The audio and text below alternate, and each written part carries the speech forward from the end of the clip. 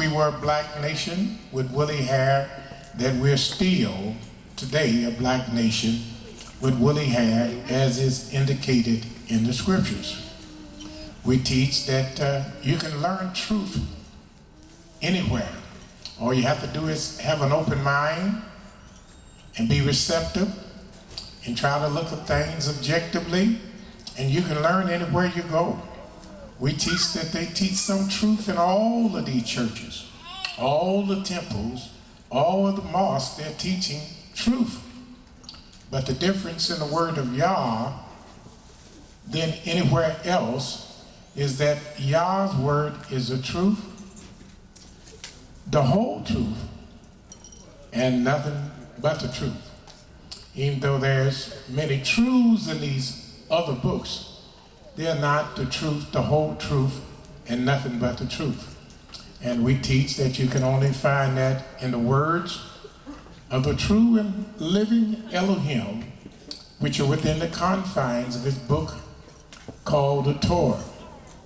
So we want you to know that if you have any questions or any subjects or any concerns that you would like us to address, that is part of our protocol to speak on anything that our visitors would like us to deal with. That's how we do it. We know that YAH has touched somebody, and we know that you might have a question, and we come prepared to answer any question that you have, and answer that question today, not tomorrow, not the next week, the week after next, but today. So if you have any questions that you would like us to address, we want you to feel very comfortable in knowing that that's part of our protocol. You can write it down or you can raise your hand and we will acknowledge you, and we'll teach a class on your concern. Because we know you got some concerns. We walk in here with people saying that they are the original children of Israel, and they're saying that we are to keep all the Creator's commandments. And we say that we don't believe in any laws, any statutes, or any commandments that's contrary to the words of the Most High. We teach that he forbidden us to keep any commandments that were contrary to his words. So we teach that we're this people.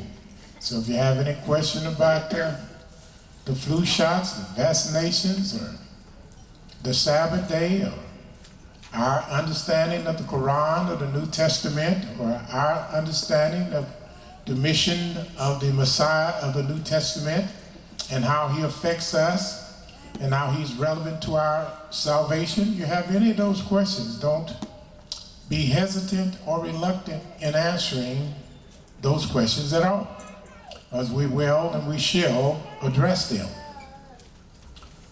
Do we have any questions? Yes, sir. I came here with my friend from Canada. He's what? He's from Canada. He's from Canada. Beautiful. And we've been going back and forth for the last 2 years. All right. The difference between the Almighty and who Rastafari is. So, if you could touch on that with him. You want to know the difference between the Most High, the Creator, the King of the universe, and Haile Selassie? Be nice. All right. Okay, that's beautiful. That's a good subject. And that's a concern that many people have, because many people are in the city of Cincinnati, in Canada, especially in Canada and throughout the United States. There are very many people that are Rastafarians and believe that Haile Selassie is the Messiah, and he is the root of David. He's the offspring of Jesse, and he is the bright and morning star, and spoken of in the scriptures. And that's a good subject for us to address. Are there any other questions and concerns that we should deal with today? Yes, sir. We had a person that just called in. They want to know dealing with the flu shots, why we should or should not take it. If you could elaborate on that. All right, that's a very good question. Why we should or why we shouldn't take the flu shot. Those are two great questions. But we need a couple more, at least two more, especially from our visitors, because we got room to discuss all of them. Are there any other concerns or questions that we should deal with today? About Brother Claude, is there something, a concern that your brother would like me to deal with today? All right. All right, well, we need at least one more question from the visitors.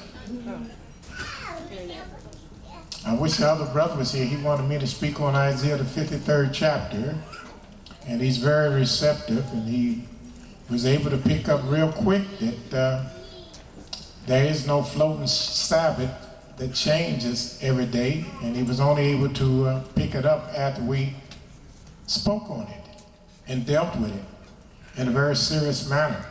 And once we took our time to deal with it, rather than just exclude it and excuse it as if it was something insignificant, he was able to learn. And he was also able to learn why we don't say Ananiah when we say our salutation at the end of the meeting. But he was very receptive. So is there any other questions? Just one more from my visitors? Yes, ma'am. There we go. I just recently rejoined church, and I would like to know what would keep me from what I'm learning there, what I would learn here, what would keep me coming back. Good question. Good question. That's a very good question. Sister asked me a question that I should be asking her. What would you need to know to keep coming back here opposed to going to the church that you belong to all your life? What would we have to show you?